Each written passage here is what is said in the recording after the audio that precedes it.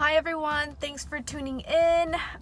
This video is, I wanted to talk about my relationship with Jesus Christ.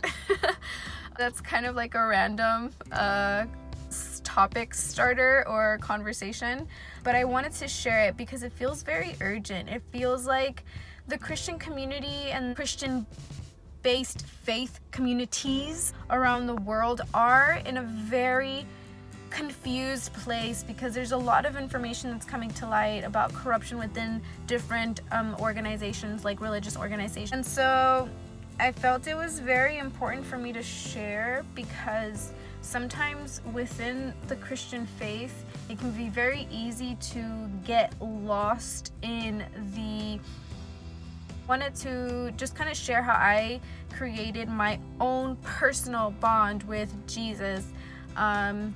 This began when I was a child.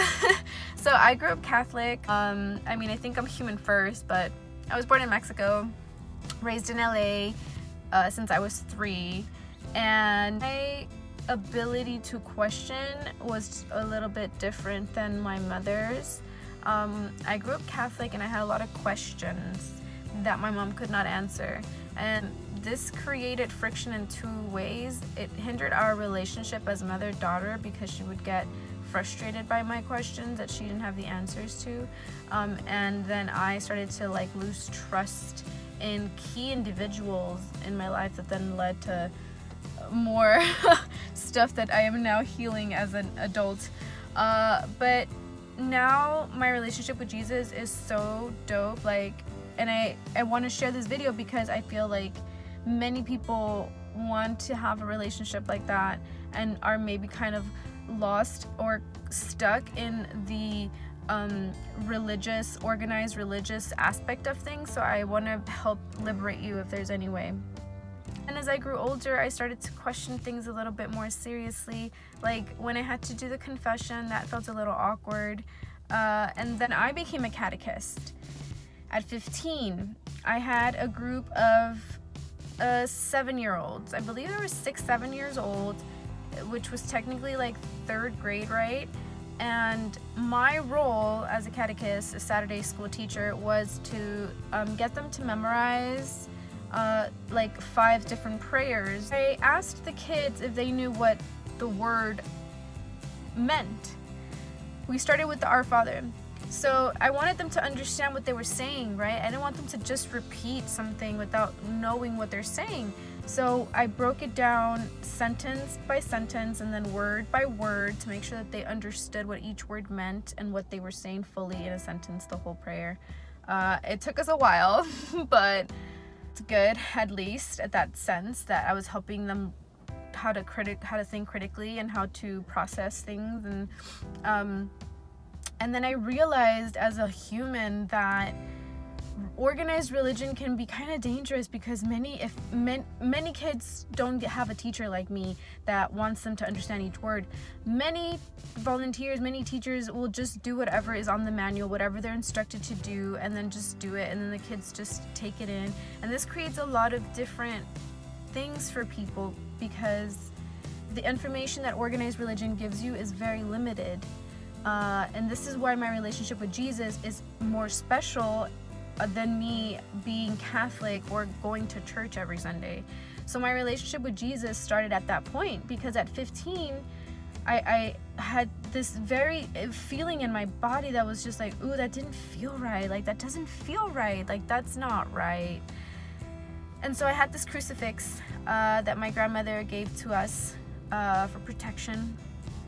And I see it now. I can appreciate the crucifix now in a lighter note after what happened today. But anyway, I had this crucifix and I took it down and I looked at it very seriously. It had it's like a Mexican crucifix. So it has like the Jesus image hanging on it. To me, always felt very aggressive, very barbaric, very low vibration, very horrible. I looked at it, and with an honest and pure heart, I asked Jesus to help me find the truth. I looked at him and I said, I'm sorry, but I can't have this hanging on my wall, not when I feel like it represents the lowest point in humanity. Because at that age, I know, and even now, I can look around the world and there's some shady ass shit happening, you know?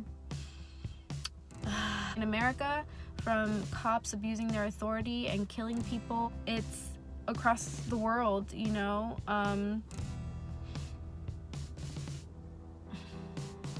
I remember feeling like I know you're real. Like there's a part of me that feels like there's truth to this character or this person, this energy, this vibration, this, you know, identity, spirit, a soul in it myself, wanting to know the truth. And I remember hearing this voice instantly say, I was like, are you sure?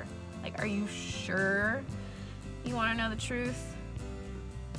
And I was like, yeah, I want to know the truth. And it replied, the truth can be very ugly and scary sometimes. Are you sure you want to know the truth? And I, at that point, remember kind of feeling like I was face to face with Jesus. And he was being completely honest. And while I understood the heaviness of what he meant by that, because I already had a hint, I knew that I wouldn't be able to best serve it if I didn't know the truth. Because if I don't know what's going on and I don't know the truth, how can I stand for it if I don't know it? You know what I mean? If I'm being bamboozled, then I'm gonna be preaching, or I'm gonna be sharing more bamboozling, you know? So like, at that point, it's not even just about me, because the truth is the truth, whether I want to accept it or not. It's still gonna exist. So then the question was, do I want to be a part of the solution, or do I want to be a part of the problem? And I just feel like it would be such a shame if it would be such a shame if everything I've gone through to understand humans was to be wasted on not taking any action and doing something about it. It doesn't have to be something crazy. Like, I don't have to, you know, like, overwork myself. On the contrary, it can actually be something that is easy, because God provides everything. After that, I started to get information. Like, one of the key things I remember happening right after I had that conversation with the crucifix, I didn't share this with anybody, but so one of the main things that I remember right after that, I think maybe like a day or two after, a friend of mine came over with the movie, a DVD, and it was about the Holy Grail, and it was about these treasures that were stored in a church somewhere in France. And the treasures in there were thought to be these ancient artifacts, like the mantle that Jesus wore when they put on him when he died, that supposedly has like his image imprinted on it, and then the Holy Grail itself, like, which is this cup, just chalice, and there was within the documentary, what really stood out to me was that the journalist that was doing the investigation was approached by someone from the Vatican. They basically told him that they knew what he was up to and that he needed to stop doing what he was doing. That obviously creates, for me, I was like, oh, here we go, okay. So throughout the last 15 years, my relationship with Jesus has gone a lot tighter, and there'll be a lot of confusion around Jesus. The best way that I can break it down for you is that Jesus is a ascended master. He represents our potential. He's definitely real.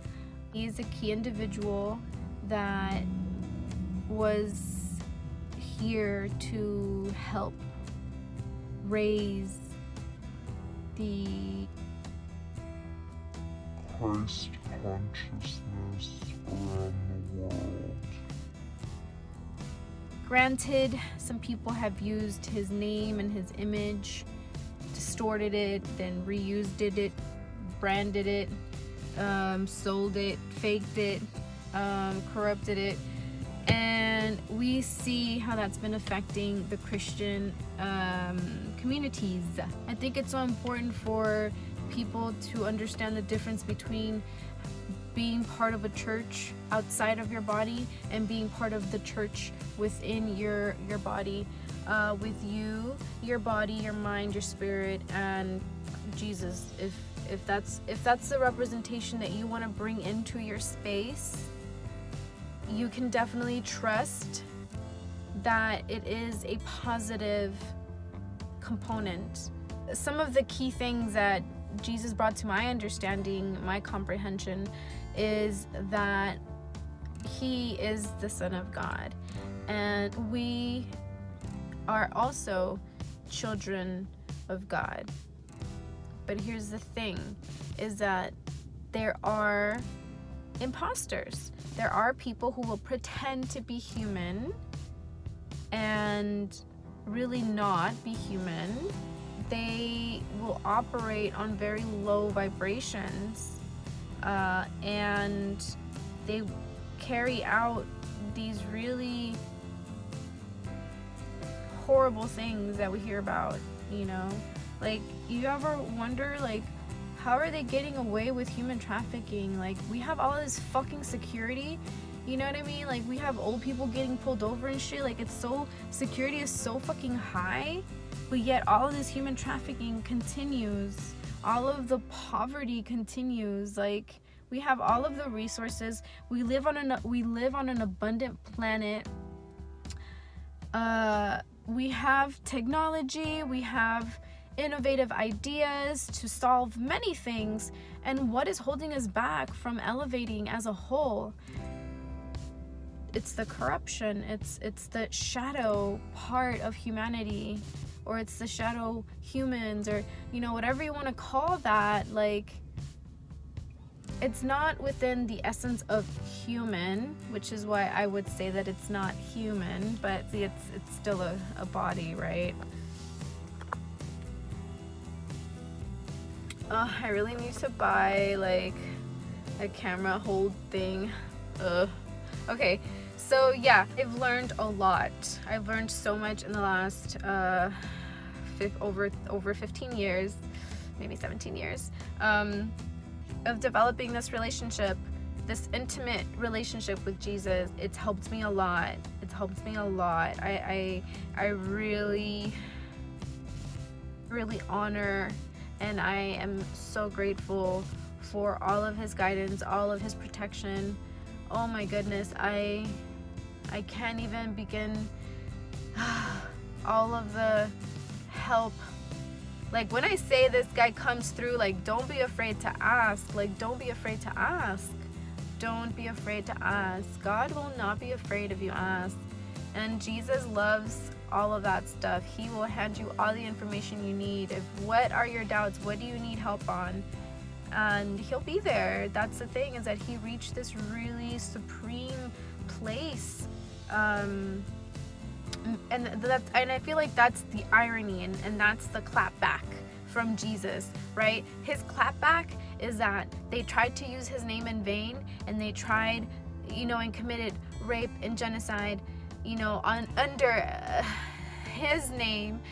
And the clap back is that he only multiplied.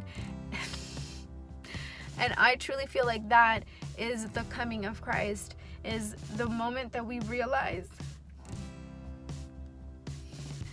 that we're all just human, You know, like at the end of the day, we're all just human.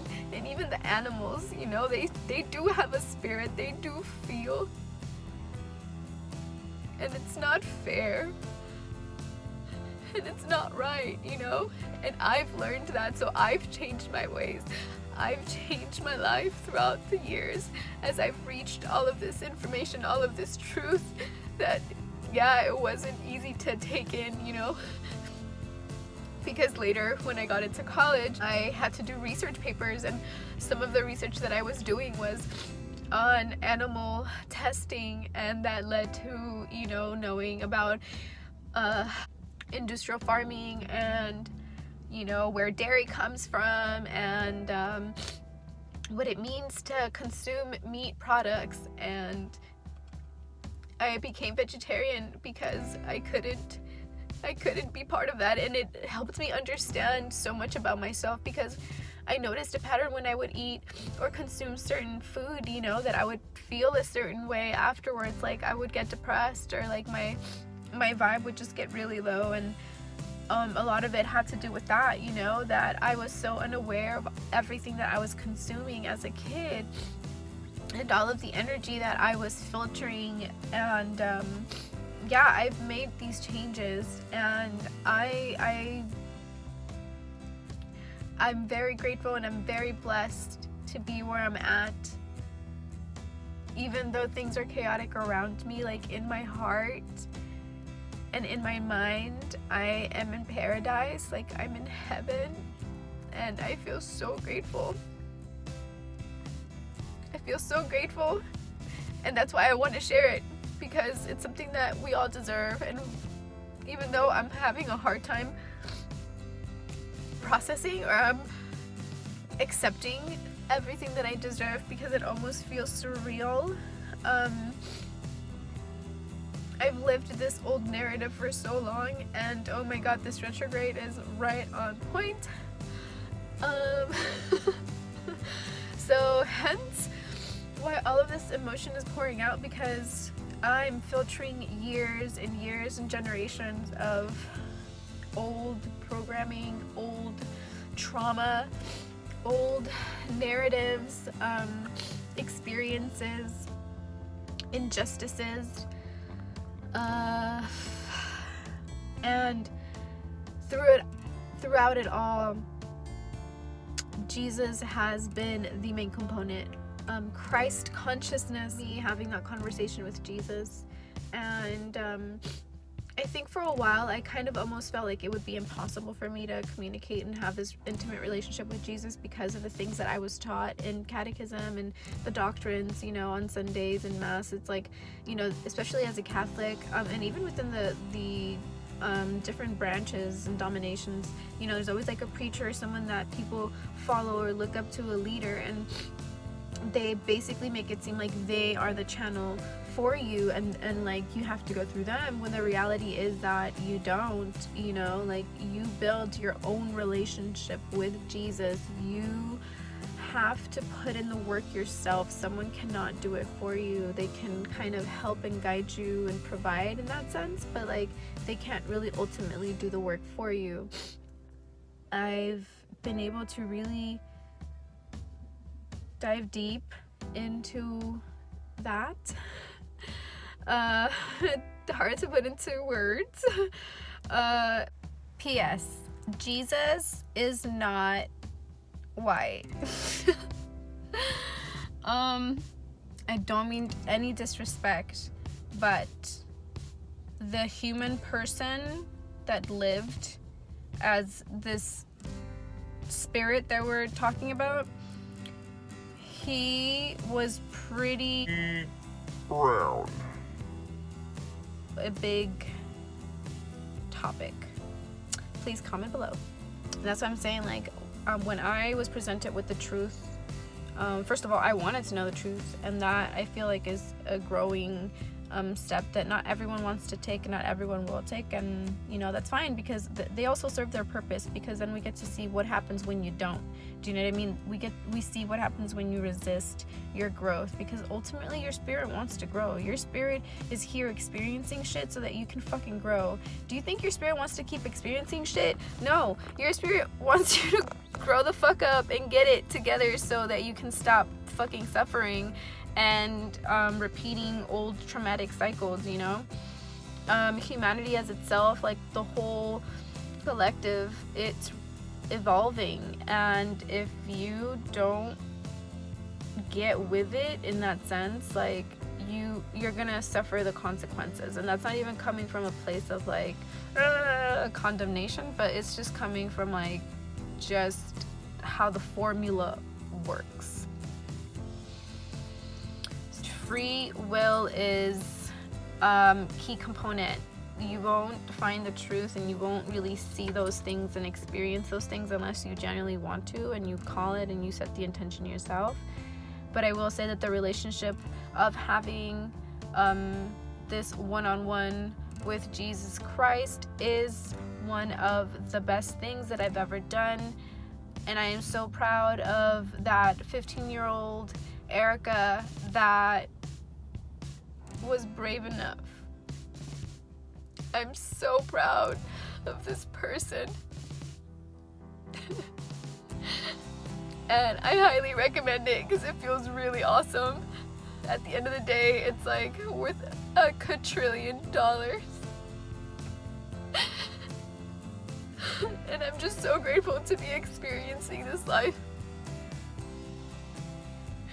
and to have gained all of the wisdom that I've developed throughout the years, and to know that all of that was not in vain, and to be able to share that and help others is just so much more rewarding. So that's really ultimately the reason that I'm even taking the time. Thank you guys so much for watching. I hope that you are all blessed and guided and protected, and I hope that you choose love over fear.